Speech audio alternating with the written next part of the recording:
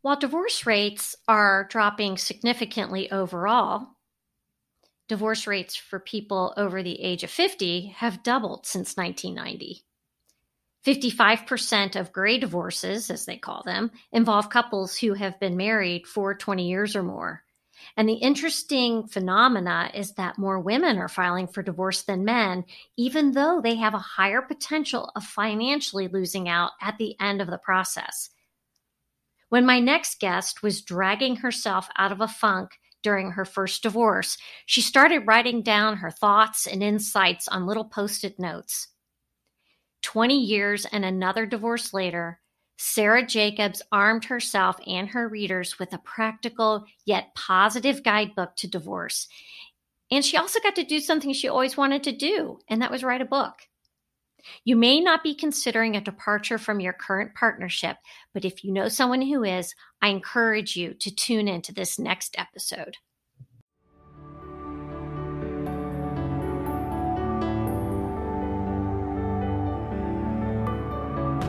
Health, wellness, career, family, life, and the better side of 50. I'm your host, Michelle Folan, and this is Asking for a Friend.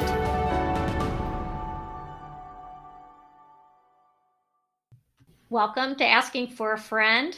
Our guest today is Sara Jacobs. She is twice divorced, and she's written a book named Better Not Broken, a practical positive guidebook to divorce. She has a master's degree in theology and has been an adjunct instructor at the University of Cincinnati, go Bearcats, and Xavier University. Welcome to the show, Sara. Thanks, Michelle. I'm thrilled to be here to talk about my book, but even more broadly, to talk about the subject of divorce, which is not often talked about. No, and Sara and I were introduced through a mutual friend, and I have to say I absolutely loved this book. First of all, I wanted you to tell just our listeners a little bit more about yourself. A little bit about me. One thing that pops to my head immediately, because I can't believe it's true, I just turned 60, which, gosh, time flies. So I'm 60 years old. I have two amazing adult daughters. I look back at the last 60 years and think I've had quite a journey, a very eclectic life, and so many great privileges and opportunities. And really, I would say most of those are based in and foundational in the people I've met and the friendships I've developed. I've just been blessed with a very rich life. That's wonderful. It's great to be 60 and know that we've got this foundation of great friends and people around us. Thank you for sharing that. I'm really curious, what prompted you to write Better Not Broken? Well, a couple of things. I would say the number one catalyst for me was when I divorced the first time. I was encouraged by people, just get a divorce. That's a phrase you hear a lot when you are struggling in your marriage or have gotten to the place where it's clearly over. Just get a divorce. Well, okay, that's what I need to do, but then you don't know how to do it. And there's so many little parts to divorce that I had no idea I was going to have to go through to just get a divorce. I always thought someday I'm just going to write this book, which is a short little book, and that's what I wanted. Almost a checklist, but I call it a travel guide, actually, to help you or anyone get through the divorce process. I really wanted to do this, which was to break it down into all the different little pieces so that it was not overwhelming. I found so many books on divorce were just overwhelming in the amount of information, or they were overwhelming in the personal stories they were telling. This book is not about my personal experience of divorce. It's not about, hey, let me tell you about my divorce. It's a person going through this process. They're going through their own. They don't need to hear mine. This has been the revelation of years living post-divorce, is the understanding that divorce is not necessarily a negative thing, and that divorce can offer wonderful opportunities for personal growth as a parent, as a person, as a professional, growth in a hobby, in an interest. Divorce can open up your life if you are perhaps a little bit more positioned to see it that way. I think our culture has such a negative hold on how we see divorce, which is not to say it's not hard. It is hard. And it is the end of something that began as positive and we all had great hopes for. But the changes that come with divorce are not all negative. That's another real reason for me to write the book. I'm the one woman bandwagon about let's change the way we talk about divorce. You said you're twice divorced, and I was curious if your approach was different with the first one and then the second one. That's a great question. I knew more the second time through. I'd say the approach was different in that I didn't have to learn everything the first time. I was maybe smarter, definitely more savvy about the process, certainly much more efficient in working with an attorney and working with my soon-to-be ex. The second time through, I understood the value of still being able to communicate with that person, which cuts down on the amount of communication with the attorney, which ends up saving everybody money and time. I think the second time I was smarter. I really hope that my book can help people be smarter. You can learn from other people's mistakes and experience. Yeah, absolutely. I have to say this, having read the book and after knowing what you've been through, I didn't hear any anti-marriage or any kind of bitterness whatsoever with the book, which I loved. You kept it very positive. It was a really refreshing perspective. There was this overarching message of here's the process, here's what you do, but your attitude is really important to get you through it. I appreciate that because I really was striving to hit that mark. Again, divorce is hard, but the opportunities for your life that it presents are more positive than negative. Divorce is the end of a relationship in your life. It's not the end of your life. It's not the end of your children's lives. It's a change. From the minute you're born, you are changing. That's really what I was trying to say, is this is a change, and it's got a lot of positive aspects to it. Were any of the chapters more difficult to write than the others? Oh, wow. I never really thought about that. Not really. I've been divorced a long time, so I think I've been thinking about this book a long time. I've kept notes on what I wanted to put in this book on all of these topics for years. How long had you been planning on writing this book? I find this fascinating. 20 years. The pandemic gave me a time where I was not working. I thought, well, if I don't do it now, shame on me. I got to work and gathered all my notes. I had Post-it notes and torn up envelopes and cocktail napkins saved forever. I had notes on my computer, and I put them all together and just thought, here we go. You're making me laugh because I just think of the wacky creative process our lives have paralleled. And we came to that conclusion when we first sat down and talked. Yeah. We have some similarities. I was unemployed during COVID and I was working on doing this podcast, and I have stuff everywhere. It's just funny to hear your process. Yeah, I like when I go back in my house and I find a Post-it note on the kitchen cabinet that has something that I thought at the moment was so profound and wise. And then I read it again and I'm like, what did I mean by that? I can't remember. Yeah, so cryptic sometimes if we don't use it right away. I wish I would have had this book when I went through my divorce. I had so few divorced friends at the time. I really didn't have anyone to really bounce this off of. I had to internalize a lot of that, and that was difficult. It's very hard. This is something that I find somewhat sad, is 20 years ago when I divorced and I told people I was getting divorced, there was a deafening silence from most of my friends. Not all, but most. In 20 years, I talked to people who are getting divorced, and they're the age I was 20 years ago, or even my age, men and women, and they will say, that's exactly what happened. And I think in 20 years, We have not moved the dial on how we talk about divorce. We have to do that. We have to. It's the stigma, Mm-hmm. right? I felt it back in 2007 when my then husband and I separated. But I also think there is the religious component, being Catholic. Besides telling my children, telling my mother was the most difficult part of that because of that whole Catholic stigma and all that. Luckily, it was later in my mom's life where she had enough friends whose kids had been through it. So it was a little easier. It's a difficult time because people just may not understand. Right. And I think that people will say to you, I know people said it to me, but you promised, you stood up on that altar and you promised before God that you were going to be in this relationship till death do you part. This isn't a flippant answer at all. To me, this is very much a spiritual answer. Well, you're in a marriage that is beyond repair. You are in a slow death. I've spoken to so many people who would say, I saw my personality changing, not for the better, just to try to hold this together so that we could still say we were married.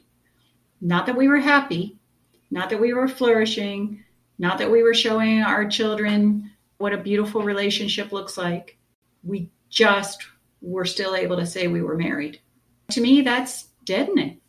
That's not a way to live. And it's really not a way to show your kids how to live. This is a topic we need to talk about. I was in a coffee shop and I was just divorced and I ran into someone I knew who was having marital issues. She had convinced herself that staying together for the kids was the best thing because that's what her family wanted her to do. But you could just tell she was really sad. And you and I talked a little bit about this when we were out to dinner. There's two camps in this one. Stay together for the kids or make the break and show your kids what a happy mom and a happy dad look like. I think it comes down a lot to what are your foundational values, not just for the marriage, but for life. For life. What are your goals for your children? Is it that life is full and joyous and not always happy, but productive? And is your marriage supporting those goals? And if it is not, and I'm not talking about a bad week or a bad month, I'm not even talking about a bad year. You know, you can hit a patch that's bad for 5 years and still see and help each other out and create a marriage. And that's a great thing.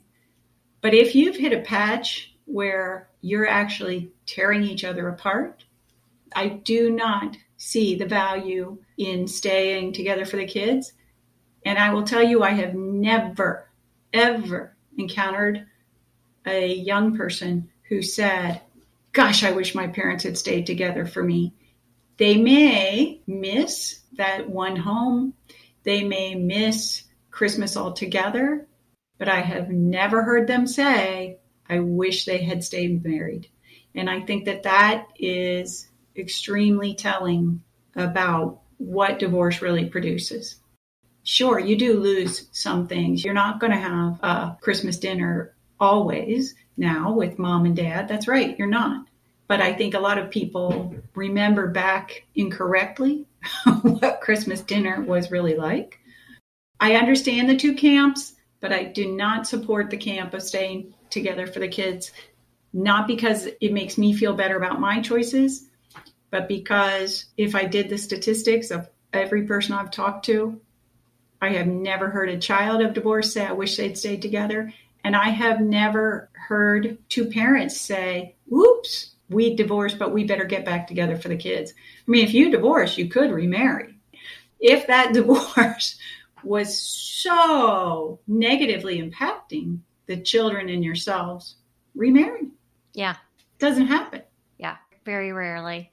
Very rarely. And I think adult children, as they mature, see their parents in a different light and ultimately do come to that conclusion that maybe this was a good thing. And I see my mom and my dad, they're both really happy now. And that's not such a bad thing, right? Right. And I don't want to minimize the switching houses and packing a bag. And that can be tough on kids. I don't want to overlook that. But once you get past that, I think it's eye-opening for kids. Right. And that's one of the things that I try to do in the book is say, you're a child of two households. Then as a parent, you need to pay attention to that and support that. And that's what I think is really good about my book is you've got a heads up on your way in that you need to be present. So maybe you need 2 backpacks. Maybe you need 4 pairs of gym shoes. Maybe you need 800 pairs of socks. Maybe that is what you need to make going back and forth between 2 homes successful. Then do that. Help the kids out. Maybe you're like, I reminded you once that you need to bring that book. Well, remind again. Text the other parent. We need that book. We need this permission slip. We need this $5 for the field trip. It's going to take a lot of communication, but you can do that. I mean, I think sometimes people will hunker down and they'll say, that's supposed to happen at your other parent's house. No. You're always the parent. You always are able to be supportive. Shovel the coal. That's what I say. Shovel the coal. Get them through it. Make it fun. Make it fun. Back to your initial point. It's communication. So keep those lines of communication open between you and your former spouse. Good points. There are all kinds of ways to communicate. And I think that sometimes people will say, I can't even talk to that person anymore. Well, don't talk to them. Send an email. Do a weekly email. This is what's coming. Do a text message. Don't put your kids in the middle and say, send a message to your mom or send your message to your dad. Don't do that if it's really contentious. There are all kinds of ways to communicate without having to get on the phone or do it face to face. Right. Be creative. I agree. And I think it's good too when kids see parents co-parenting. There isn't one that's always being the heavy. The parents talk and they discuss the kids' issues together and present a united front to the kids. Right. And, I think one thing that's very true, I know it was true in my life and in my kids' lives, and I think it's true in a lot of people's lives, is when you divorce and there are 2 households, you are free to represent yourself to your kids as you. You're not being filtered by the other person. You're not being critiqued by the other person. And I think that a lot of kids have better relationships with their parent when there are 2 households because the rancor is gone. The negative filter is gone. I don't think we talk much about that, but I think my daughters know their father in a much closer, better way than ever would have been achieved had we stayed married. And that's a good thing in their lives. Yeah, that's a great point. There are so many things that I love about your book, especially the section on self-care and being good to yourself. So I think that one of the things to really understand about self-care and a fun way to approach it is to look at it as if you're having a relationship with yourself, that this relationship you used to have with another person and the things that other person used to do or bring to you that were positive and wonderful and made you feel happy and special, you can now take over that task or that responsibility and do those things for yourself. You can take yourself out to dinner. You can go to a movie. You can learn something new. I think that that's really one of the greatest self-care things is learning something new. I learned how to make glass beads. I never thought I would know how to make glass beads. I learned how to make glass beads. Some people learn a new language. There are just so many things that you can do with this time. Instead of focusing on, oh my gosh, now I'm alone, you can say, oh my gosh, now I've got time. I've got time to be with me, do things I want to do, learn things I want to learn. And I think that is really one of the most important things. And again, this is something that your kids will see you do. And then that becomes a skill that they carry on into their lives, that they see like, oh, okay, being an adult, not partnered in the world, is just fine. That's a happy time. It probably won't last. Most people who get divorced end up getting remarried or with another partner. And I've frequently heard people say, oh my gosh, I wish I'd used that time when I was divorced and alone. I wish I'd used that time better. So embrace yourself, embrace that time. It's not always easy, but once you make that your habit, you'll find the ball gets rolling and you'll be having a really good time with yourself before you know it. Yeah. And you know what I'm hearing you say is this can be a real time of self-discovery. And it can be really, really great if you just have the right perspective going into it. Oh, absolutely. Absolutely. And I think, and I'm not even going to say this is especially true for women. I think it's true for all of us. We're so much a culture of people going out in groups or couples.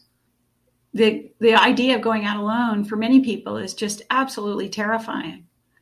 Start small, but then you'll find, go to a movie by yourself, but then you find, oh, this is great. I get to the movie when I want to. I go to the movie I want to. I leave when I want to. And you build on that. And then you start to realize, oh my gosh, I'm going to learn this.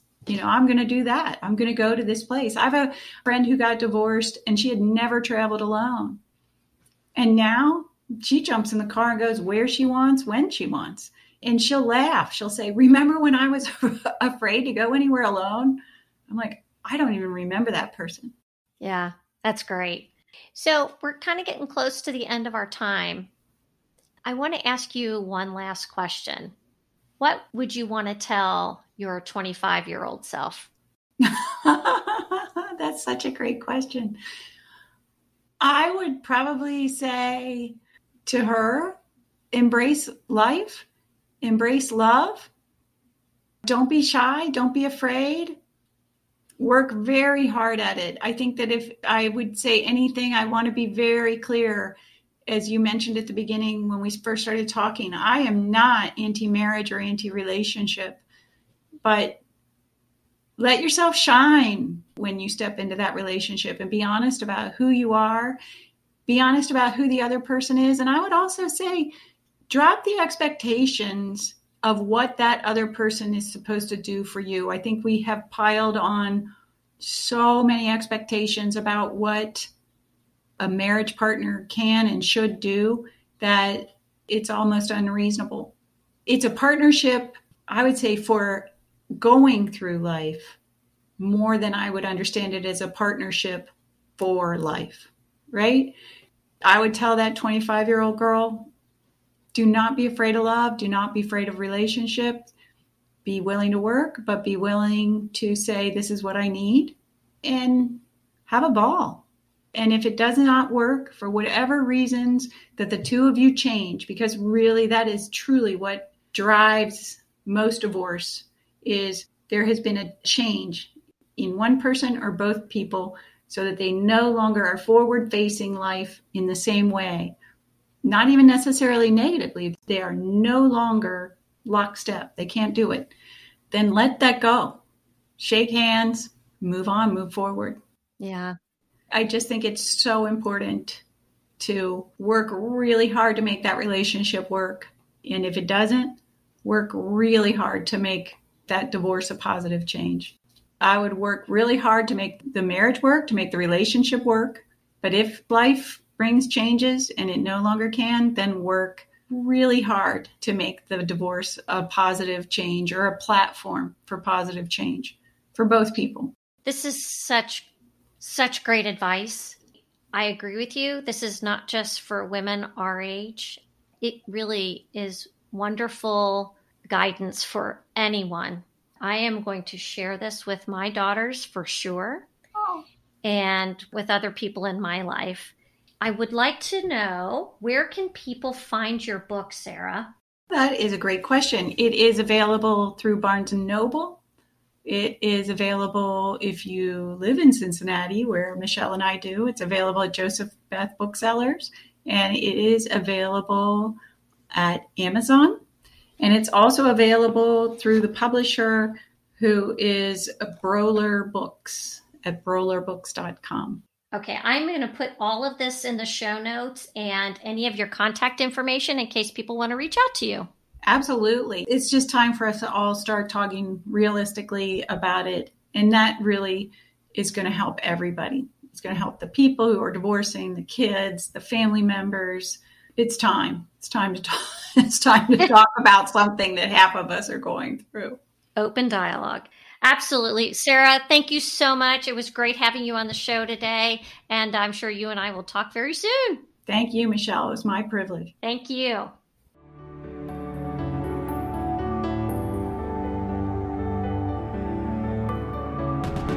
Follow Asking for a Friend on social media outlets and provide a review and share this show wherever you get your podcasts. Reviews and sharing help us grow.